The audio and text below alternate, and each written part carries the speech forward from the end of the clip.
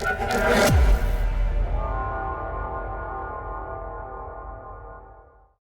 नमस्कार। आज हम स्टार्ट करेंगे एनसीईआरटी का फोर्थ लेसन, जो कि मुगल 16वीं से मुगल हैं जो 16वीं से 17वीं शताब्दी में बताए हैं कि जैसे एक बहुत बहुत बड़ा एक जो भारत को एक महाद्वीप उपमहाद्वीप बोला जाता है, तो उस पर एक ही राजा राजा है जो उसका शासन कर पाना बड़ा मुश्किल था। तो जैसे देखा गया कि बहुत ही मुश्किल काम था कि 16वीं सदी के उत्तरार्ध से ही दिल्ली और आगरा से अपने राज्य का विस्तार शुरू किया, और मतलब वहां से स्टार्ट करके फिर संपूर्ण उपमहाद्वीप में फैल जाना। जो मुगल थे उनके बारे में यही बताया है कि वो कैसे अपने राज्य का उन्होंने प्रसार किया। फिर बताया कि मुगल थे कौन, आखिर मुगल थे कौन, कहाँ से आए थे, कौन थे।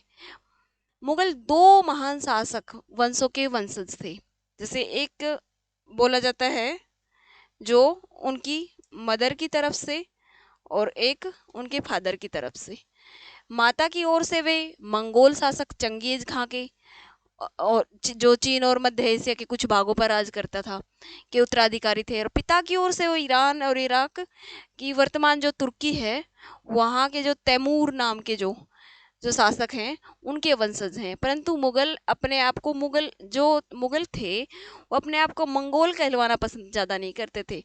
जो उनकी माता की तरफ से था वो कहलवाना ज़्यादा पसंद नहीं करते थे। ऐसा इसलिए था क्योंकि जो चंगेज खां थे उनके आक्रमणों से मतलब बहुत सारे लोगों को उन्होंने परेशान किया था। तो उनकी जो बुरी यादें थी लोगों के मन में थी, बुरी स्मृतियों के कारण ही वो अपनी माँ की तरफ से जो मंगोल था वो कहलवाना पसंद नहीं करते थे।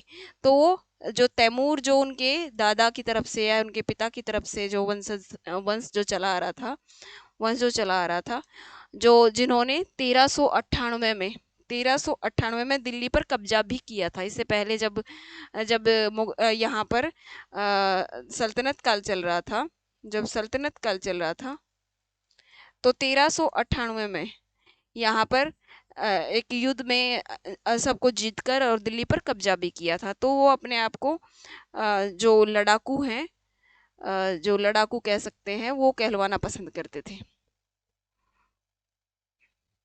इसके बाद है कि जो मुगलों का जो सैन्य अभियान है वो क्या क्या रहे। शुरुआत में जो प्रथम मुगल जो शासक थे बाबर, जो पहले मुगल शासक बोले जाते हैं, जिन्होंने इंडिया पर 1526 में पानीपत का पहला युद्ध लड़ा था। पानीपत का पहला युद्ध लड़ा था। जो बाबर हैं ने जब 1494 में फरगना राज्य का उत्तराधिकारी, जो वहाँ का जो फरगना जो वहाँ की जो स्टेट थी, वहाँ के उत्तराधिकारी बन गए। और फिर तो उन्होंने जब ओनली 12 साल की ही उम्र थी जब वो वहाँ के उत्तराधिकारी बन गए थे। जो फिर मंगोलों की दूसरी शाखा थी, जो उजबेगों के आक्रमण के कारण अपनी पैतृक गद्दी को छोड़नी पड़ी। वहाँ पर उजबेगो थे, जो जो उजबेक थे, उनकी ज़्यादा आक्रमण के कारण उन्होंने अपनी गद्दी छोड़नी पड़ी। अनेक वर्षों तक भटकने के बाद 1504 में काबुल पर कब्जा किया। जो 1504 में काबुल पर कब्जा किया, फिर 1526 में दिल्ली के सुल्तान जो इब्राहिम लोदी हैं उस टाइम पे, 1526 में इब्राहिम लोदी जो चल रहे हैं, उनको हराया और दिल्ली और आगरा पर अपना शासन स्थापित किया। फिर बताया है कि जो परंपराएं होती हैं, जो उत्तराधिकार की परंपराएं होती हैं, वो दो तरह से होती हैं। एक तो जैसे पिता जो होता है, जैसे बड़ा जो पुत्र होता है, जो सबसे बड़ा पुत्र होता है, जो पिता की गद्दी है, जो पिता की गद्दी है, उसको बड़ा पुत्र संभाले। या फिर एक होता है सहदयाद, जो मुगल थे उनका जो ये जो शासन करने का तरीका था, सहदयाद। सहदयाद सहदयाद का मतलब है जैसे जितने भी जैसे बाबर के 5 पुत्र थे, 5 पुत्र थे, उन्होंने जो उनकी सत्ता में जो उनके हिस्से था, तो उन्होंने पांचों पुत्रों को बराबर बराबर बांट दिया था। तो जो मुगलों का सत्ता करने का ये तरीका ये था। फिर जो अन्य शासक थे, जो उस टाइम पे जो शासन कर रहे थे, तो उनके साथ मुगलों के कैसे संबंध रहे हैं। यहाँ पे एक वो बताया है कि जैसे जो अकबर थे उन्होंने भी, और जो जहांगीर थे उन्होंने भी, दोनों ने ही जो राजपूत राजकुमारियां थी उनसे विवाह किया था। और जो जैसे जहांगीर थे और जो शाहजहां थे, दोनों ही जहांगीर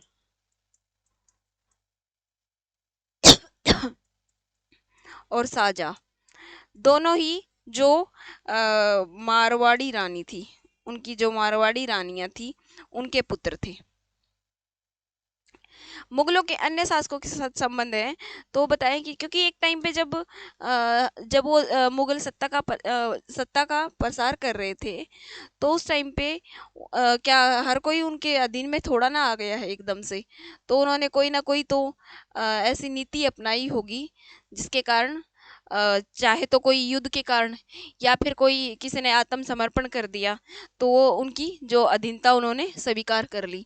जो इसमें बताया है कि उदाहरण दिया है कि मेवाड़ के जो सिसोदिया राजपूत थे, वो लंबे समय से जैसे मुगलों के साथ सत्ता स्वीकार न करने से इनकार कर रहे थे। जब ये हारे तो मुगलों ने उनके साथ मतलब बुरा व्यवहार नहीं किया, बल्कि उनको जो जागीरें हैं वतन जागीर के रूप में वापस कर दी, और उनको अपमानित भी नहीं किया।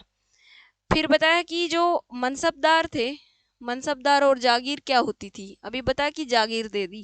फिर जागीर और मनसबदारी के बारे में बताया कि मनसबदार कौन होते थे। जैसे कोई भी जब राजा जितने भी, जैसे कोई भी राजा जब हार जाता या फिर वो अपने आप से आत्मसमर्पण कर देता, तो क्या करते थे मुगल, उसको सेवा आने पर जो उनको जैसे एक नौकरशाह का एक पद बना रखा था जो मनसबदार था। ये जो मनसबदार थे उसमें जैसे जात बना रखी थी कि कितने की एक है, कितने का ये है, कि ऐसे था कि 5,000 की जात, ऐसे कितने अकबर के टाइम पे 29 मनसबदार होते थे और 5,000 की जात हुआ के पद भी थे। औरंगजेब के टाइम पर ये कितने हो गए थे, 79। बहुत बार क्वेश्चन पूछा गया है कि औरंगजेब के टाइम पर ये बढ़ गए थे, जो मनसबदार थे वो बढ़ गए थे।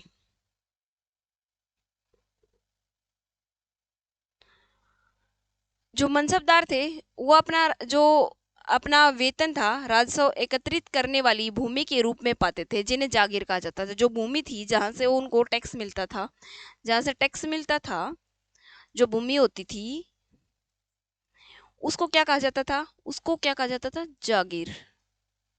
सॉरी, भूमि को क्या कहा जाता, जागीर कहा जाता था। जो टैक्स वाली जो राजस्व जहां से एकत्रित होता था, उस भूमि को क्या कहा जाता, जागीर जागीर कहा जाता, जो तकरीबन इक्ताओं जैसी थी। जो दिल्ली सल्तनत थी, जो दिल्ली सल्तनत थी, वहां पर क्या था, इक्ता होते थे, इक्ता, कि इसी इक्ता को कौन संभाल रहा है, ऐसे ऐसे अलग अलग इक्ता होते थे। जैसे कोई भी, जैसे आज हमारे अब इस टाइम पे जो स्टेट होते हैं या फिर डिस्ट्रिक्ट होती हैं, ऐसे ही इक्ता होते थे। फिर जो इनके टाइम पर जो क्या है, जागीर जो वर्ड है वो इंट्रोड्यूस हुआ। परंतु मनसबदार और मुक्तियों से भिन्न, जो मनसबदार थे मुक्तियों से भिन्न अपनी जागीरों पर नहीं रहते थे, बल्कि उनको जैसे कोई अलग जगह की जागीर दे दी जाती थी। ऐसा नहीं है कि वो मतलब जहाँ रह रहे हैं वही जागीर मिले, कहीं की भी जागीर मिल सकती थी। अब जब्त जब्त और जमींदार क्या था। मुगलों की आमदनी का प्रमुख साधन किसानों की उपजों से मिलने वाला राजस्व था। जो किसान थे भाई, जो कि खेती कर रही हैं, खेती पर जो टैक्स है, जो वहां पर उस पे ही जो राजस्व मिलेगा, वही उनकी आमदनी का कारण था। अधिकतर स्थानों पर किसान ग्रामीण कुलीनों यानी कि मुखिया या स्थानीय सरदारों के माध्यम से राजस्व देते थे। समस्त मध्यस्थों के लिए, चाहे वे स्थानीय ग्राम के मुखिया हों या फिर शक्तिशाली सरदार हो, मुगल एक ही शब्द जमींदार का प्रयोग करते थे। वो मतलब सबके लिए ही जमींदार का यूज करते थे। अकबर के जो राजस्व मंत्री थे टोडरमल, अच्छा, इन्होंने एक टैक्स टैक्स इंट्रोड्यूस किया था, उसका नाम आप कमेंट में कर सकते हो, जो कि उन्होंने 10 साल तक वहाँ पर पूरा एनालिसिस करा था कि कहाँ कैसे कौन सी भूमि पर कितना टैक्स लगाना चाहिए, किस पर ज़्यादा लेना चाहिए, किस पर कम लेना चाहिए। ऐसा नहीं था कि सारी मरुस्थल वाली भूमि है उस पर भी सेम लग रहा है, कोई जलोढ़ मैदान वाली है उस पर भी सेम लग रहा है, वो अलग अलग थी। तो इस प्रकार जो ऐसे राजस्व, ऐसे भूमि पर जो राजस्व बटोरा जाता था या इकट्ठा किया जाता था, उसको क्या कहा जाता था? उसको जब्त कहा जाता था।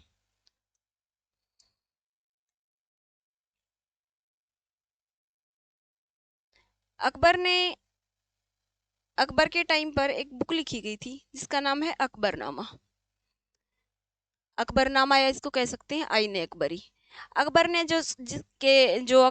अकबर के जो करीबी मित्र हैं, अबुल फजल करके हैं, तो उनको आदेश दिया था कि इतिहास लिखा जाए, कि जो दिल्ली सल्तनत का इतिहास लिखा जाए। तो उन्होंने 3 भागों में इसको डिवाइड किया था। एक भाग में 3 जिल्दों में उसका शीर्षक था अकबरनामा। पहली जिल्द में उन्होंने अकबर के जो पूर्वज थे, जैसे बाबर थे, बाबर के बाद हुमायूं थे, और फिर अकबर है, अकबर तक। तो यहाँ तक पहले में उन्होंने उनके पूर्वजों के बारे में बताया। दूसरे में अकबर ने अपने शासनकाल की घटनाओं का विवरण किया, अकबर के शासनकाल की घटनाओं का विवरण किया। तीसरे जिल्द में आईन अकबरी है। इसमें अकबर के जो प्रशासन में घराने, सेवा, सेना, राजस्व, साम्राज्य के जो भूगोल है उसका ब्यौरा मिलता है। अब ये भी क्वेश्चन बन सकता है कि जो अकबरनामा बुक है, अकबरनामा जो बुक है या आईन अकबरी कह सकते हैं, वो कितने भागों में लिखी है? वो 3 भागों में लिखी है, और 4 भागों में लिखी है, 5 भागों में लिखी है? ऐसा क्वेश्चन पूछा जा सकता है। अभी कमेंट, ये छोटे छोटे जो बॉक्स हैं,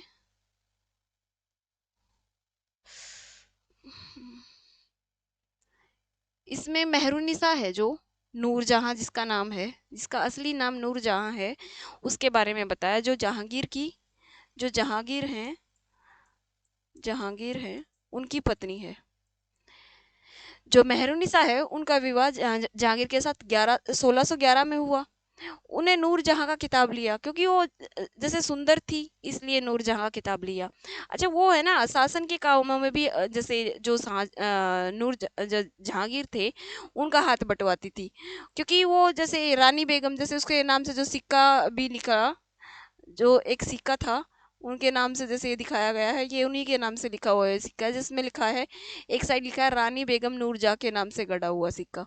बाई और जो एक दस्तावेज दिया है, जिसमें ये दस्तावेज दिया है, नूरजहां द्वारा जारी किया गया जो आदेश है, जो चौकोर मोहर है, वो बताती है कि उदात और महान महारानी नूरजहां पातशाह, वहाँ जब पातशाह का जो पद था वो बहुत बड़ा होता था। तो अभी ये पूछा जाए कि मुगल काल में कोई कोई ऐसी रानी जिन्होंने पातशाह का उपाधि धारण की, तो वो कौन थी? मेहरुन्निसा थी। मेहरुन्निसा को ही नूरजहां कहा जाता है, नूरजहां कहा जाता है। जो सुलह कुल की नीति थी, जो अकबर ने अपनाई थी, जिसमें जिसका मतलब ये था कि जिसमें सारे धर्मों को, सभी धर्म को, सभी जात को, सभी को बराबर समझा जाता था। और ये जो नीति थी, अगर मैं याद कर पा रही हूँ, तो 1582 में सुलह कुल की नीति अकबर द्वारा अपनाई गई थी।